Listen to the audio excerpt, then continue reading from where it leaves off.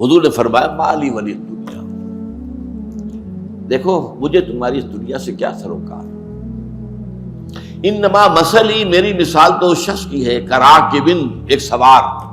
اونٹ پر یا گھوڑے پر سفر کر رہا ہے، لیکن وہ استظل تحت شجرۃ، ایک درخت کے نیچے تھوڑی دیر کے لیے استراحت کے لیے، اس کے سائے میں، اس کی ظل میں، استظل، اس کے سائے کے اندر تھوڑی دیر کے لیے وہ استراحت کے لیے رک جاتا ہے، ثم راح فترکا، پھر اس کے بعد وہ چھوڑتا ہے اور اپنی منزل لیتا ہے۔ ظاہر بات ہے کہ وہ عارضی قیام تھا، یہ اس کا وطن نہیں ہے، یہ اس کا گھر نہیں ہے، یہ اس کی منزل نہیں ہے۔ اسی طرح یہ دنیا تمہاری منزل نہیں ہے، تمہارا گھر نہیں ہے، تمہارا وطن نہیں ہے۔ حضور نے فرمایا انما دنیا خلقت لکم وانتم خلقتم للآخرہ، یہ دنیا تمہارے لیے پیدا کی گئی کیونکہ اسی میں تمہارا امتحان ہونا ہے، یہ تو امتحان گاہ ہے، لیکن بہرحال اس میں اللہ نے تمہاری ضرورتوں کو پورا کرنے کی جو چیزیں رکھی ہیں ان کو استعمال کرو، لیکن یہ کہ اس کو مطلوب اور مقصود اور محبوب نہ بنا لو۔ اسی کو بعض علماء جو ہیں بڑی پیاری مثال دیتے ہیں کشتی کے معنی، کشتی پانی میں ہے تب تک تو عافیت ہے، کشتی میں پانی آ گیا اب تباہی ہے۔ دنیا میں رہو کوئی حد نہیں، کن فی الدنیا، رہو دنیا میں، کانک غریب و عابر سبیل، اور دوسری یہ مجھے تمہاری دنیا سے کیا سروکار، انما مثلی کراکب استظل تحت شجرۃ ثم راح فترکا، اس سوار کی سی مثال ہے میری تو جو کوئی کسی درخت کے سائے میں تھوڑی دیر کے لیے رکتا ہے ذرا سا آرام کرنے کے لیے، زیادہ تھکان ہو گئی چیز سے دور کرنے کے لیے، پھر وہ جاتا ہے اور درخت کو چھوڑ کر اپنا راستہ لیتا۔ ایک اور حدیث آتی ہے، اس کا مجھے متن اس وقت پورا یاد نہیں ہے، ایک صحابی فرماتے ہیں کہ میں حاضر ہوا تو میں نے دیکھا کہ حضور پر عجیب کیفیت ہے کہ آپ جیسے کہ اپنے دونوں ہاتھوں سے کسی چیز کو دھکا دے رہے ہیں۔ میں کچھ دیکھتا رہا، اس کے بعد جب یہ کیفیت ختم ہوئی میں نے پوچھا حضور یہ کیا معاملہ؟ فرمایا دنیا ایک نہایت خوبصورت عورت کی شکل میں میرے سامنے لائی گئی، اب میں اسے دھکے دے رہا تھا کہ مجھے تم سے کیا سروکار۔ تو یہ ہے اصل میں زہد فی الدنیا۔ اگر تم چاہتے ہو کہ اللہ کے محبوب بن جاؤ تو دنیا میں زہد اختیار کرو۔ اور اگلا معاملہ اس سے بھی زیادہ پریکٹیکل ہے، بہت پریکٹیکل ہے، بہت پریکٹیکل ہے، اخلاقیات کے اندر یوں سمجھیے یہ بلند ترین تعلیمات میں سے، وَازْهَدْ فِيمَا أَيْدِي النَّاسِ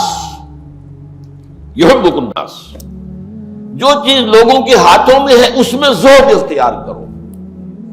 تم نے دیکھا کسی کو دولت مند ہے تو یہ نہ ہو کہ حسرت پیدا ہو جائے کہ دولت میرے پاس کیوں نہیں،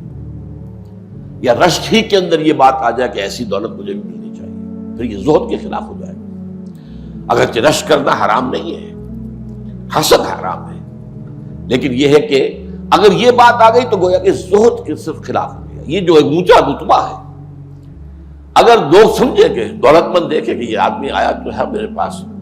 لیکن میری دولت سے تو اسے کوئی سروکار نہیں تھا، یا تو آیا تھا مجھے کوئی کلمہ خیر کہنے کے لیے، یا کوئی اور حقوق العباد میں سے کوئی حق ادا کرنے کے لیے، میں مریض تھا تو میری عیادت کرنے آ گیا تھا، لیکن اس سے میری دولت سے کوئی سروکار نہیں، اس کے اندر میں نے کوئی لالچ محسوس نہیں کیا، اس کی آنکھوں میں مجھے کوئی ہوس نظر نہیں آئی۔ تو اگر ایسا ہوگا تو وہ شخص آپ سے محبت کرنے لگے گا، آپ کا مقام اس کی نگاہ میں بلند ہو جائے گا۔ اور اگر اس نے محسوس کیا کہ یہ میری دولت سے مرعوب ہو گیا ہے، یہ میرے ٹھاٹ باٹ دیکھ کر اس کے دل میں حسرت پیدا ہوئی ہے، یا وہ بڑی للچائی ہوئی نگاہوں سے ان چیزوں کو دیکھ رہا ہے، تو وہ آپ سے نفرت کرے گا، محبت نہیں کرے گا۔ تو عزت فی الدنیا یحبک اللہ، بحث کے تو مجموعی دنیا سے، دنیا کی زندگی سے، دنیا کی آسائشوں سے، دنیا کی آرائشوں سے، دنیا کی نعمتوں سے، دنیا کی لذتوں سے، دنیا کی تعیشات سے بچو، تو اللہ تعالیٰ تم سے محبت کرنے لگے گا۔ اور عزت فیما ایدی الناس،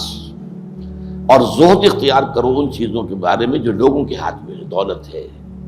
جائیدادیں ہیں، فلاں ہیں، فلاں ہیں، تو کیا ہوگا؟ انسانوں کے دلوں میں تمہاری وقت بڑھ جائے گی۔ تو یہ در حقیقت ہمارے لیے اخلاقی تعلیم کے اعتبار سے، اور جو میں نے عرض کیا تھا کہ کانٹے کی بات تو ایک ہی ہے، تم طالب دنیا ہو یا طالب عقبہ، کلا بل تؤثرون الحیات الدنیا والآخرۃ خیر وابقیٰ بل تحبون العاجلۃ وتذرون الآخرۃ۔ اور وما انا جعلنا ما علی الارض زینۃ لها لنبلوہم ایہم احسن عملا. اللہ تعالی ہم سب کو حق کو سمجھنے اور پھر حق کا اعتراف اور اعلان کرنے کی توفیق عطا فرمائے. اور اس کے بعد یہ ہے کہ اللہ تعالی ہمیں توفیق دے کہ اگر کوئی تکلیف آتی ہے، کوئی مصیبت آتی ہے، کوئی آزمائش آتی ہے، تو اللہ تعالی ہمیں اس میں ثابت قدم رکھے.